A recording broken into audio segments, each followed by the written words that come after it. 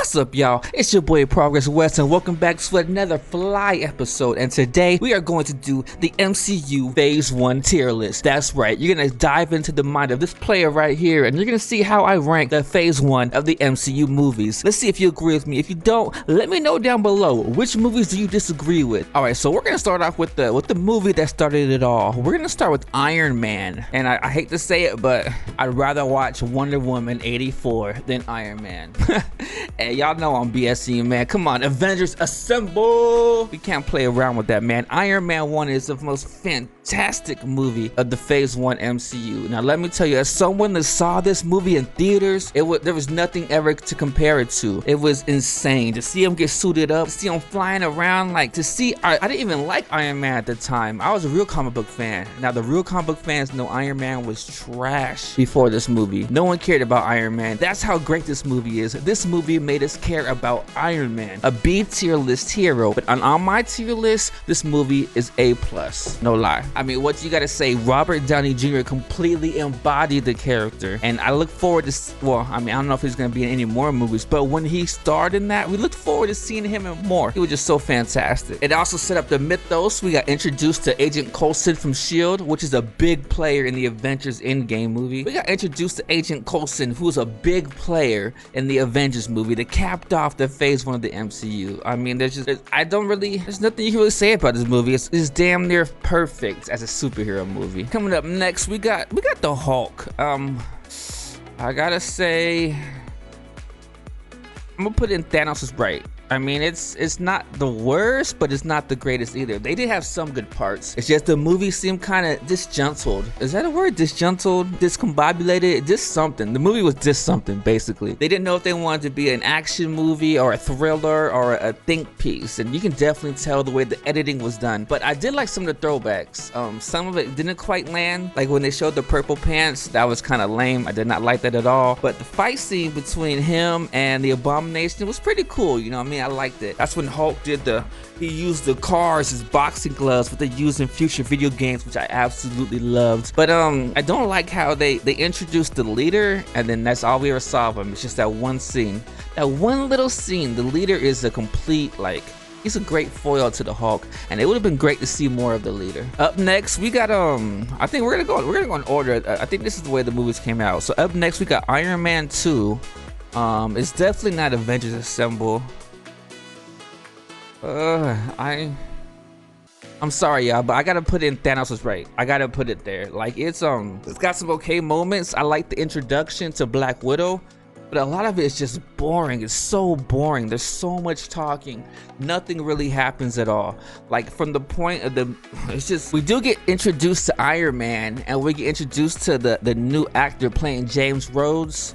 But there's not much else really going on. Like, too much of it revolved around Tony's dad and building his little city thing, and I don't know, it's a real bore to get through. So a positive, I'll say some good things about the movie, man. So a positive is we got introduced to War Machine armor. The armor's pretty cool. What else is a positive? We got a badass suit up scene. That suit up scene where Tony's on the racetrack with the little suitcase and he suits up. That's one of my favorite suit up scenes. It's just amazing. Before the whole nanotech thing, which is made up, the suit up scenes look kind of boring. I prefer the Transformer style suit up scene where you see all the gears moving, so that's definitely a plus. Negatives, definitely the villain. Whiplash was a terrible villain, completely boring. Justin Hammer is annoying. I hate his personality. I hate his face.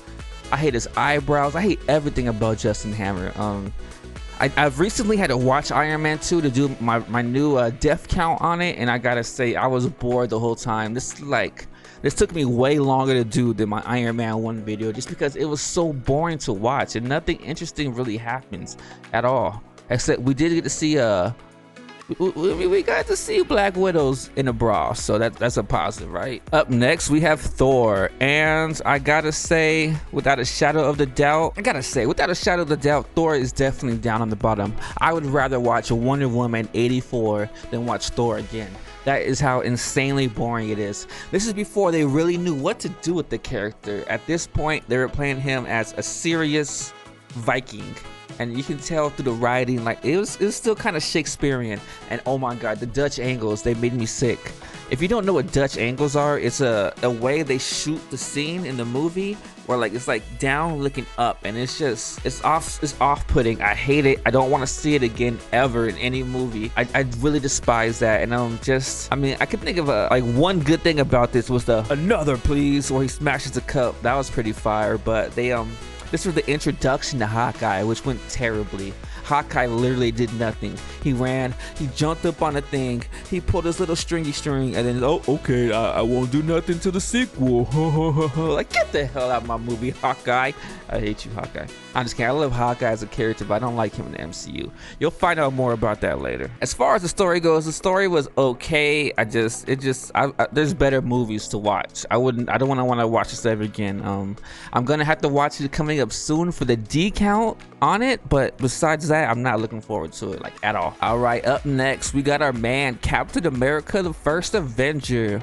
And I mean, it's only right we put it right here, right on your left, even though this is not the movie that came up with the saying. I gotta say, the movie was pretty good. I'm not gonna lie. Like, I usually don't like timepieces. I find it completely boring, and I don't like World War II movies that much. I know, sue me. I'm not a movie critic. I'm an MCU critic, okay? But just the way they made you care about Steve Rogers, it was amazing. Like, Chris Evans completely embodied the character, and they built this movie up right. Like, even in the beginning, the way they portrayed Steve Rogers was like, you just felt for him. Like, I want to go fight with this guy, man. I would follow Steve Rogers to hell and back. That's how much it made me care for the character. Red Skull was pretty badass. I loved him. He did a fantastic job. It's just a shame that he said he hates the MCU movies and he'll never come back. Mr. Hugo Weaving, whatever. See you later. I'm just kidding, Hugo. Call me. We'll do lunch or something, I guess. I don't know. The romance between Steve and Peggy Carter is kind of iffy to me, but I definitely don't like it. Okay, I don't like it. It was okay in this movie, but the way they shaped it out into the future movies, it got kind of weird and kind of creepy, and I wasn't a fan of that at all. All right, last but not least, we have the Avengers, and should we hear? I'm just kidding. Look, y'all already know what's gonna be at the top, man. This is the first time we actually seen the Avengers assemble, and it was Chef's Kiss, fantastic. Oh my god, like, what is not in this movie? You have the introduction to Loki. I mean, he was in the Thor movie, but he wasn't that cool in that movie, so who cares? Like, this is the first time you cared about Loki. Like, this movie was so amazing, it made you actually root for the villain a little bit. Like, I was rooting for Loki. Am I alone? Am I the only one that's rooting for Loki in this movie? He was just so fantastic. Even at the end where he got beat, boom. Thor's like, I mean, not Thor. Hulk's like, boom, boom, boom. Puny God. And Loki's like, I'll take that coffee now. Or I'll take that drink now. Whatever you said, man. Either way, it's fantastic. It was fantastic.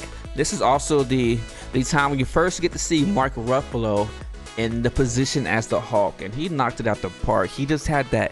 He was charming, but he had that nervousness. Like, he was scared that at any time he was gonna go off and the Hulk was gonna come back out. Especially when they put him on the helicarrier. Just the way he was just like, oh man, y'all trying to put me in this death trap? Like, he was, oh my god, he played it so perfectly. We got R.I.P. Coulson. Even though they brought him back, man, like, it was sad when that happened, especially after seeing his Captain America trading cards. That was not cool at all. Not cool. Also, oh my god, the ending, oh my god. We got our MCU introduction to Thanos, when Thanos' little hype man was like, sir, to tempt down will be to court death itself. And he was just like, I'm gonna hit that. I'm gonna hit that. Now, all my comic book fans know what that means. It means because, like, in the comic books, Thanos isn't some kind of like eco-terrorist warrior that's good for the planet. Thanos is a freaking crazy guy that wants to kill people because he wants death. This skeleton hot chick, the god of death, to love him. He's insane, so he wants to court death. So he's like, I'm gonna get that for sure. I'm gonna hit that skeleton from the back. Hey, what? Hey, cut that. Greg, hey, cut that, Greg. That was kind of weird. That's kind of weird. The only bad thing I gotta say about this movie is the Chitauri evasion. How you say it? Chitauri, the invasion. I mean, we had cool scenes in the end with the fights between the Avengers and the Chitauri, but the way the Avengers win is just they blow up a ship and then they all die. It was kind of lame. That's like that Phantom Menace type of writing. I did not like that. I felt like they could have done something better. That was kind of lazy, but maybe they didn't have time because the movie was so long and so packed full of other greatness. They just, I mean, I'll happily take that scene if it meant I got all the other great scenes I got, including Thor and Iron Man fighting in the park. Shakespeare, oh, no, whatever the hell he said. We even got to see that old man, and I think the old man was in Germany, right? Or he was standing up to Loki and the Captain America Stadium. There's just so many great scenes. I would have to be here all day just listing the scenes. But yeah, if you want my further breakdown of each movie, stay tuned and subscribe to this channel because I'm gonna be putting out reviews too. I mean, as you can see, the channel is called MCU Movie Reviews, so you gotta get them reviews in. Hey. But that's what it is. Leave a like if you like the video, subscribe if you digging the vibes, and I'll catch y'all next time. One love.